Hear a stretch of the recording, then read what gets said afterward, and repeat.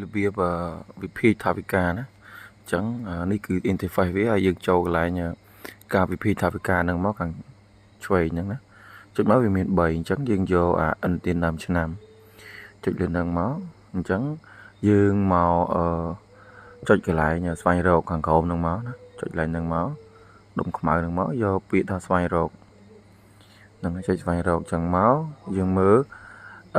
អានេះមានបនផ្កាកន្លែងបោយាយមានបនផ្កាមានច្បាប់ថវិកាអញ្ចឹងយើងយកចុចឲ្យកន្លែងច្បាប់ថវិកាហ្នឹងណាយើងចុចកន្លែងវិភាគហ្នឹងមក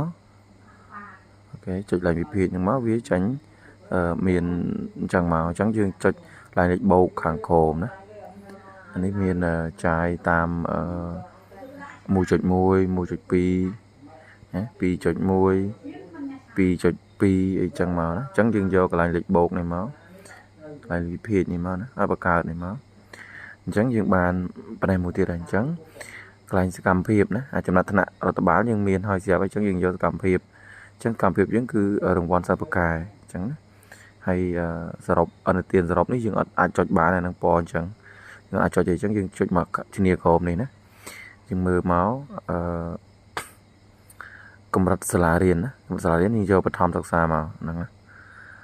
អញ្ចឹងចំណាត់ថ្នាក់កម្មវិធីហ្នឹងគឺវារើសឲ្យស្រាប់ហើយណាយើងអត់បាច់ចុចអីទេហើយផែនការយុទ្ធសាស្ត្រផ្សាយអប់រំនោះគឺយើងគេអត់តម្រូវទេអញ្ចឹងយើងមិនបាច់ចុចអីទេអាហ្នឹងណា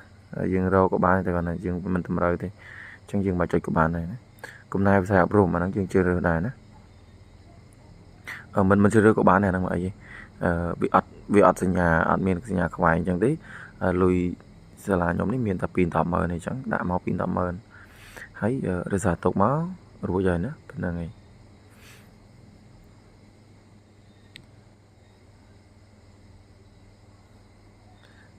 ចុចតរសារទុកមករួចហើយណាចាំមើលវាដើរខាងលើនោះណា